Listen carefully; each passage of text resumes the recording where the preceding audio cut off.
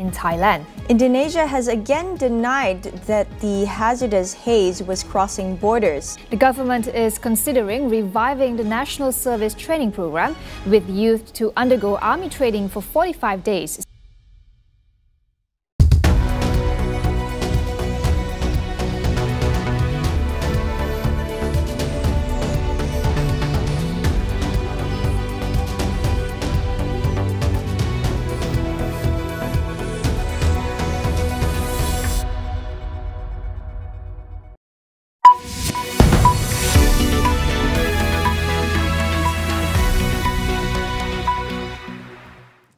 Good evening, you're watching AWANI Tonight with me, Saraya Mia.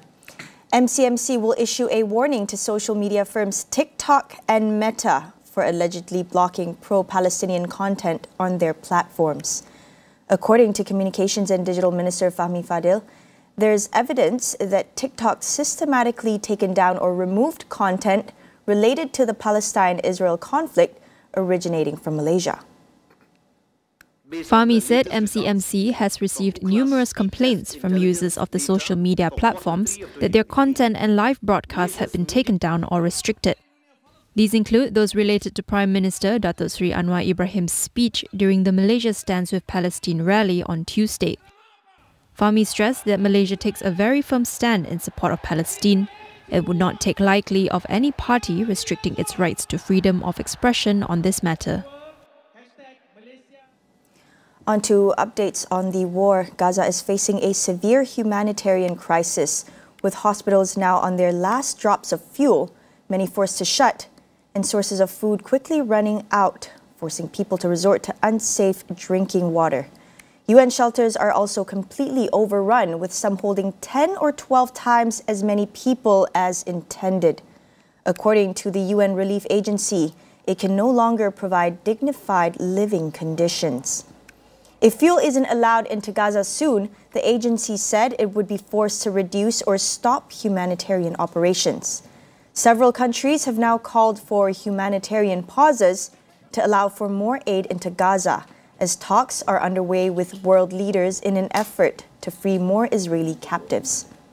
Israel continues to intensify its airstrikes in the besieged Gaza Strip as the death toll mounts, with official death toll in Gaza reaching 7,028, including nearly 3,000 children as of Thursday.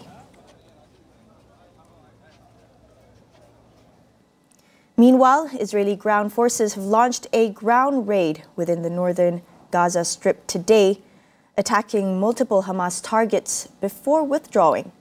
The military said the operation was preparation for the next stages of combat, and that the soldiers have since exited the area and returned to Israeli territory.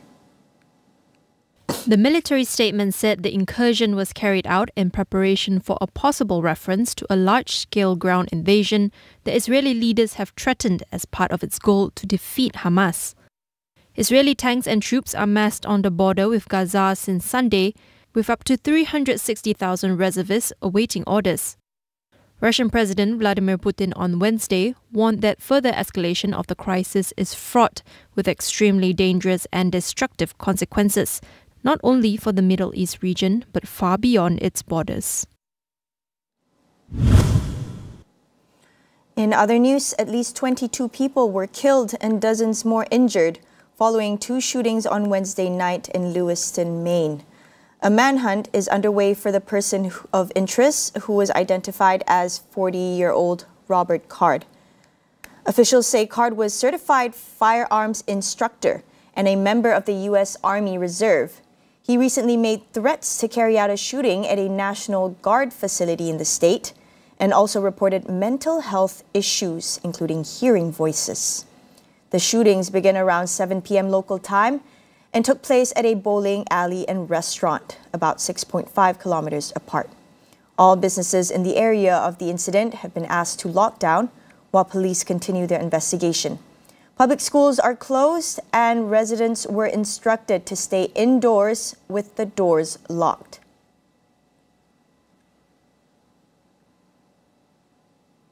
On to local news, police have identified another individual abroad who has been linked to 1MDB assets worth millions of ringgit.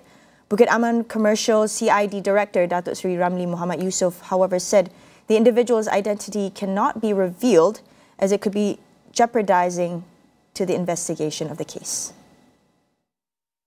Ramli said the individual was identified following the extradition of former Goldman Sachs banker Roger Ng. On October 8th, the police confirmed that Ng had arrived in the country to assist in investigations after he was sentenced to 10 years jail in the United States for his role in embezzling billions of dollars of 1MDB funds. Ramli stressed that though investigation against Ng is still ongoing, the police are focusing mainly towards asset recovery both domestically and abroad. The Public Accounts Committee (PAC) confirmed that Human Resources Minister V. Sivakumar will appear before the committee next week to provide statements over its inquiry into the Human Resource Development Corporation or HRD Corp.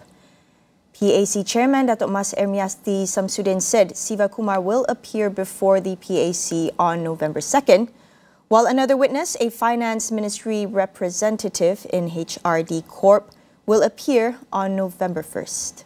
Jadi keputusan memanggil kedua-dua saksi ini adalah disebabkan nama mereka disebut sewaktu kami mengadakan proceeding yang lepas dan juga untuk berlaku adil kepada mereka. Dan sehubungan dengan itu, saya mohon supaya saksi-saksi berkenaan untuk hadir bagi membantu PAC melengkapkan siasatan berhubung dengan perkara ini. The PAC chairman also chastised two news portals for carrying unverified reports citing anonymous sources, including one claiming that Sivakumar would appear before the PAC on Monday, which was untrue. The PAC began proceedings this week in its investigation into HRD Corp's management of its funds and training programs. The committee summoned the Deputy Secretary General of the Human Resources Ministry, Dato' Amran Ahmad, and HRD Corp CEO, Dato' Shahul Dawood, on Monday. More after the break, don't go anywhere.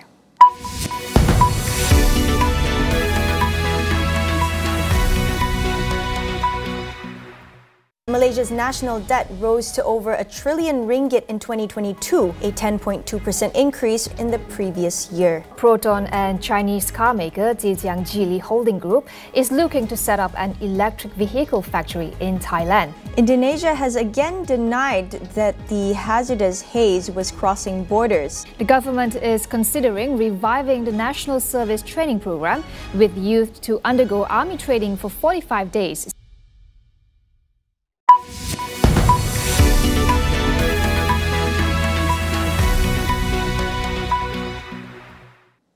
Welcome back. Commuters of KTMB in the Klang Valley will be able to use the open payment system from mid-November.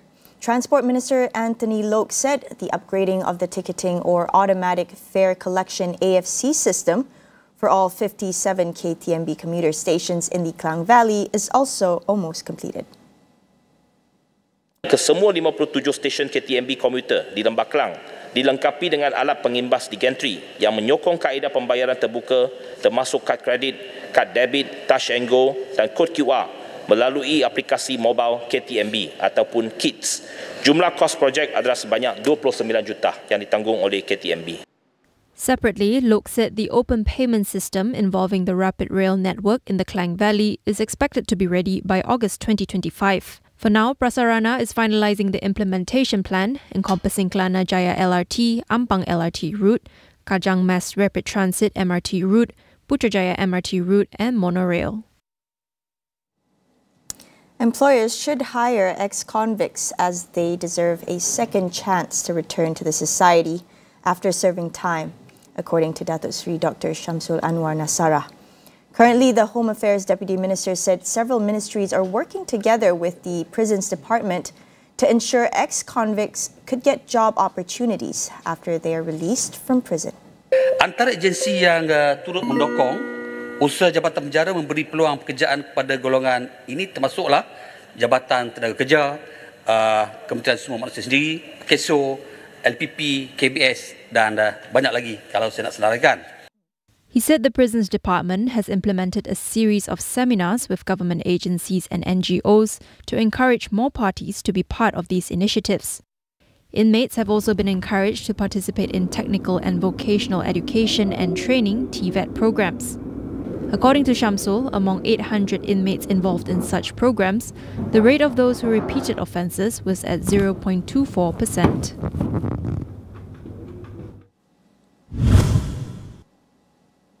The government recently announced that it is finalizing details of access to withdrawals from the proposed EPF flexible account. The move intended to help ease the financial burden of those facing emergencies, but will such a facility be beneficial or detrimental to contributors in the long run? Chai Senting of UPM's Malaysian Research Institute on Aging weighs in. The interesting thing about this flexible account is probably they add one more criteria or another means of them to make a withdrawal. And there was some talk that the government is still finalizing the percentage and how, under what conditions it could be withdrawn. So I suppose if it doesn't touch account 1, you'll come out of account 2, regardless of the percentages, as long as it doesn't exceed the 30% ceiling. Then I suppose it is just another question of whether more people will be able to utilize that so-called flexible withdrawal during certain emergencies. I'm sure conditions will be set. So it does sound contradictory for EPF to say that, we are going to introduce these mechanisms to strengthen savings, but at the same time it's called flexible withdrawals. But now we are looking at, I would say, temporary measures, stopgap measures, until we bite the bullet to decide on this is the real pension reform that we need to do for our country. I mean, the coverage is one thing. The fact that the biggest coverage from EPF is still a lump sum payout means that it is not a pension system. It's not even an annuity. And we also look at how it actually disproportionately benefits high-income earners. So if we go by the same logic that subsidy should be targeted, should be benefiting the group that's intended for, then perhaps a ceiling is also needed for EPF, so that the fund does not belong, 2/3 of the fund does not belong to T20 high-income earners. So that's the issue here, and that's why we need real discussions for reforms.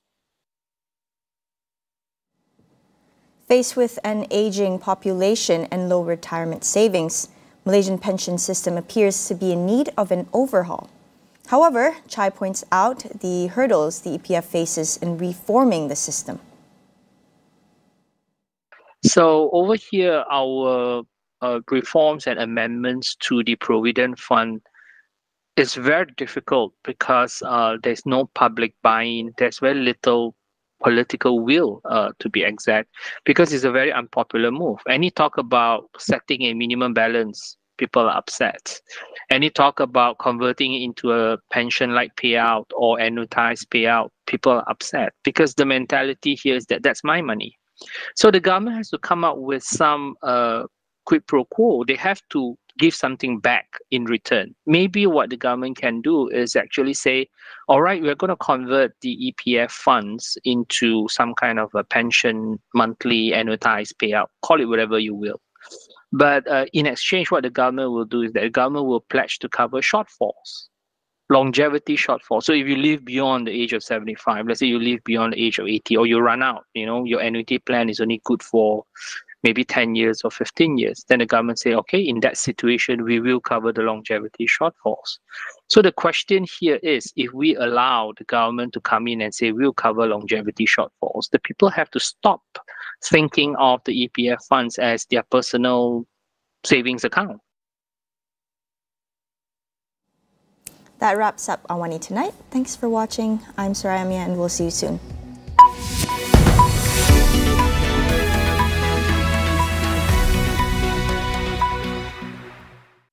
Dulu dia orang bega. Tapi semua dah berubah dah. Kau perlu percaya ke orang sekeliling kau. Sebab dia orang yang tolong kau menang. Bukan dalam perlawanan, yo. Tapi dalam hidup kau juga. Kalau Korang semua nak menang, kita menang hari ni. Orang kata, kalau kita cari balik layang-layang yang putih tadi, dia tak mabul. Di dalam setiap berita yang dibawa, konteks amat penting. Cara kita